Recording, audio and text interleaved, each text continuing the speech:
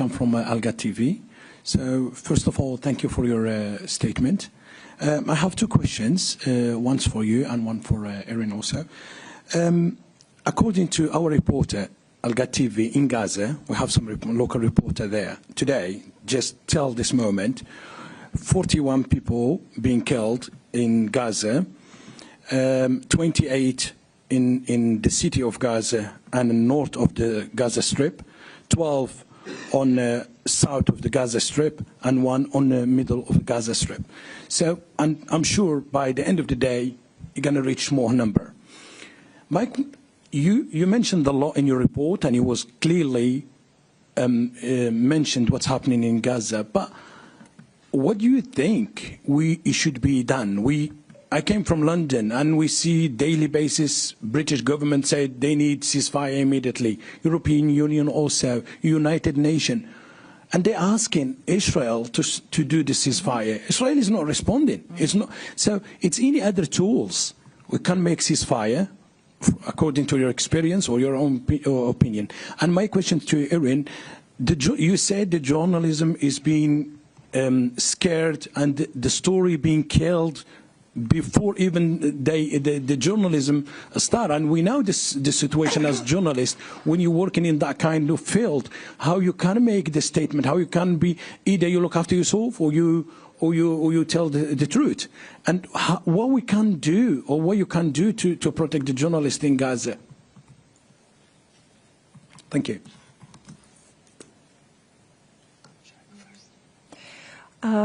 As I said, the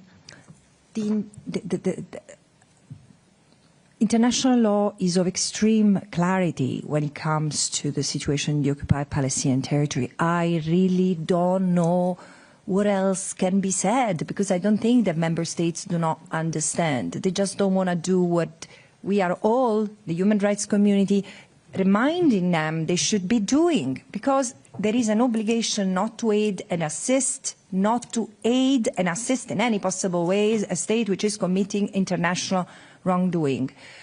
There are, and this is where we need to go next, when this is persistent, when this lack of compliance with international law becomes widespread and systematic, it results into sustaining, enabling the illegal act. So what should be done? Arms embargo, which means no trade in arms, no buying, no selling parts or arms in full, not directly, not indirectly through another state.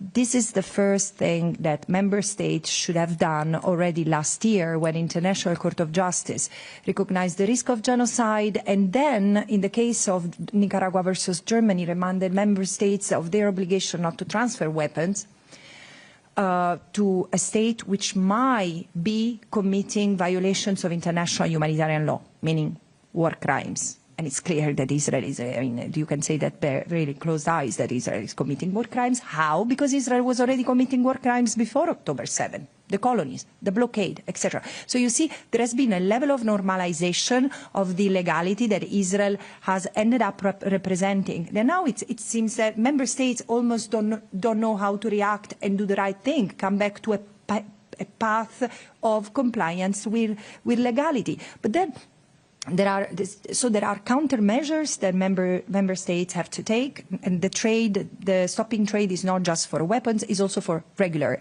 commercial activities and businesses. This is what happens when a state commits serious crimes, as Israel is doing. And should it not happen, well, there is a need for accountability of the very people who have been giving orders to continue trade and arms transfers toward Israel. The last point is divestment. As I want to remind everyone, as I did with my last report, that we cannot imagine that the business sector, the private sector, from arms manufacturers to tourism industry, banks, pension funds, universities, are allowed to do, are permitted to do what member states shouldn't be doing, meaning aiding and assisting an unlawful endeavor, especially as businesses, by the very fact of interacting with this unlawful endeavor, can be directly linked, contributing to, even causing human rights violations. So this is, again, the human rights standards, international law are very clear.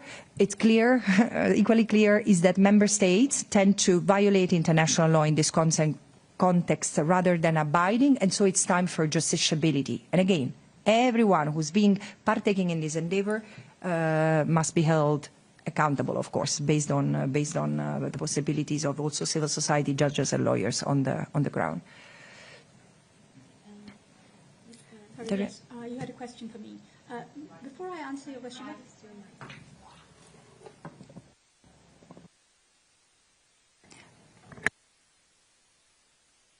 let me. Oh, yeah, I think it's all right now. Yes, all right. Yes, I wanted to say that what is the really scary thing about what is happening to journalists in Gaza now is that the killing of journalists is following the pattern of the military strategy of the Israeli Defense Forces. If you look at August, you will see that the killing of Anas al-Sharif took place just as the Israeli army was preparing to invade or re-invade Gaza City. And therefore they killed the team that was there, the journalist team there. So you will see more and more journalists being killed first, and then the army moves in. That is what is happening. Now, that is totally against anything that has ever been written in international humanitarian law about the protection of media in war times. Destruction of the equipment, killing of journalists. Now, this is premeditated killing of journalists. In a non-war situation, it would be plain murder. In a war situation, it is actually a war crime. What can be done about it? I think Francesca has already mentioned about sanctions that member states can put on Israel for committing or as a deterrent against war crimes, arms embargo being an obvious one. But I think international community, member states, the media, champions of media freedom, need to put the safety of journalists in Gaza much, much higher on their agenda than they are doing now. You said you come from London. Keir Starmer met with the President of Israel, I believe, earlier this week. Did he talk about the killing of journalists? Did he raise that with the President of Israel in terms of accountability, independent investigations? Did he demand that the BBC and other independent media, international media outlets be allowed into Gaza? Those are the issues that need to be put very high on the political agenda, and then economic and other means have to be used to put pressure on Israel to allow independent investigations and to give instructions to its military not to target journalists. These are not journalists that are just coming into the way of the shelling. These are deliberate killing of journalists in order to clear the path, stop the news, distort the news, and that has to end. Thank you. I'm going to go to Nina and then Gabriela, and then we have a question online. Okay, thank you. Nina Larson, AFP. Thanks for this briefing.